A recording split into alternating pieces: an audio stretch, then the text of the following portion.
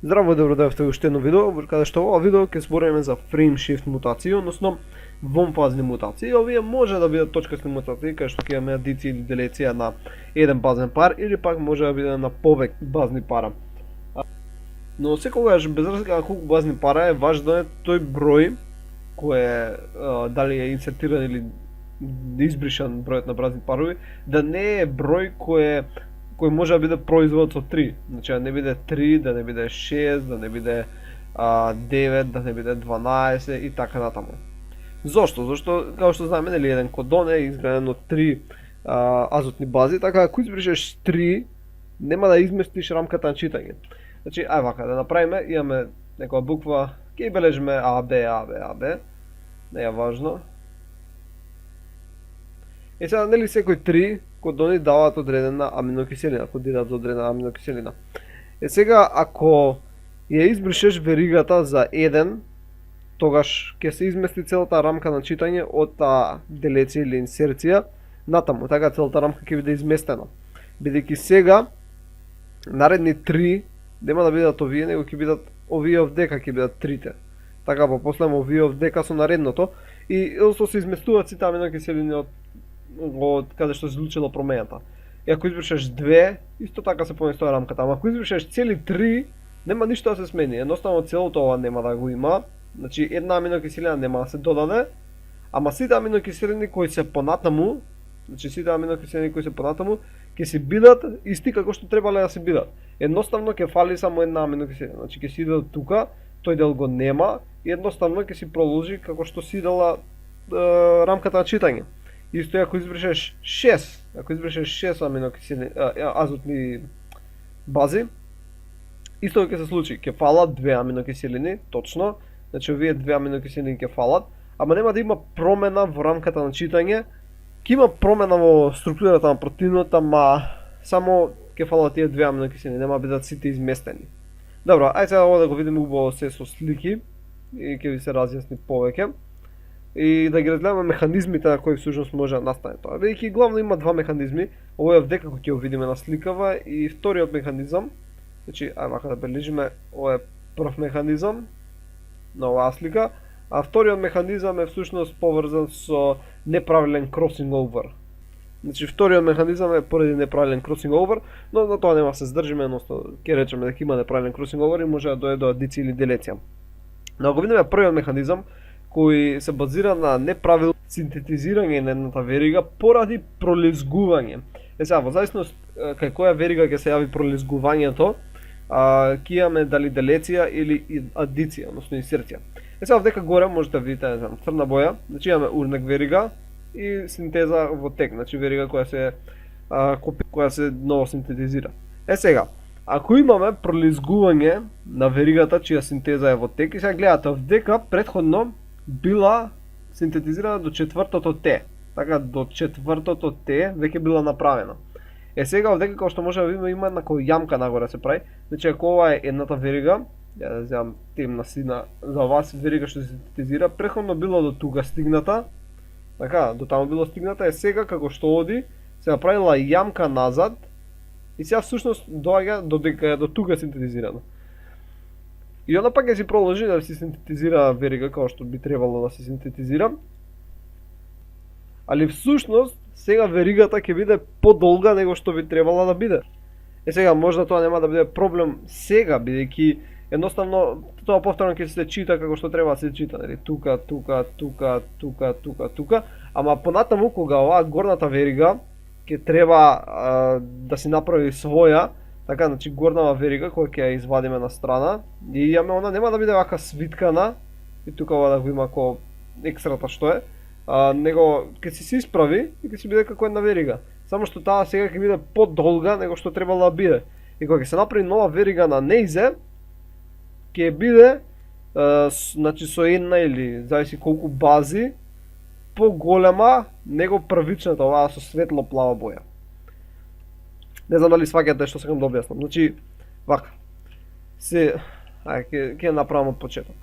Значи имаме една верига која е урнек и имаме некој кој синтезира, која синтезата е во тек.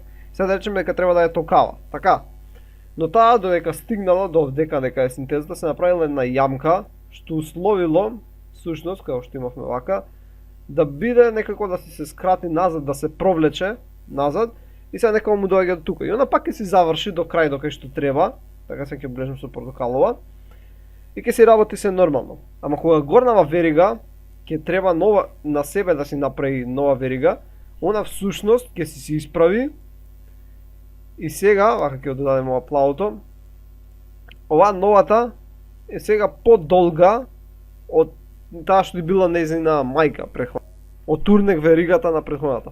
И сега ќе се направи нова верига базирана на оваа, така тука ќе се направи нова верига, ќе добиеме ДНА, значи оваа ДНА сега што се добила, вака дали со бела боја, оваа ДНА сега што се добила ќе биде за еден или зависи таму колку бази се инсертирале, ќе биде подолга него оваа што требала да биде горе.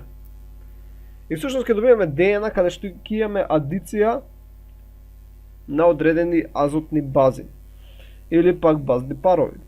Сега повторно како што реков, ако еве всушност ќе ги оставиме, ако инсерцијата не е некој број кој може да биде производ со 3, точка ќе се помести целата рамка на читање, односно сите бази, сите кодони кои се од оваа дека точка натаму ќе бидат всушност изместени. Така нема да бидат правилните аминокиселини. Сега за делеција всушност е исто тоа, ама обратно, каде што јамката се јавува во урнек веригата, значи како што ги имавме, вака сега повторно ги знам со темна боја, како што имавме урнек веригата, и сега имавме оваа која се синтетизира нормално. Сега во овој случај, всушност урнек веригата се пролизгува, прави јамка наназад, така што оваа сега искача дека била понапред него што е. Значи, ајде да го видиме вака овдека на шема вака нешто. Кај што објаснив преска, овдека стигнало всушност до четвртото Т. Така до четвртото. Ова е четвртото, бе овдека имаме на 5Т. Во првиот случај, бидејќи се пролизгува наназад, излегува дека стигнало до третото Т.